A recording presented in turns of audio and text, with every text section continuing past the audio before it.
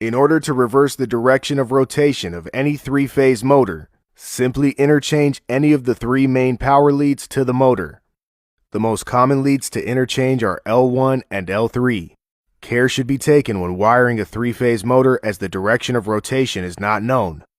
It is a good practice to wire the motor and test the rotation before making a permanent connection.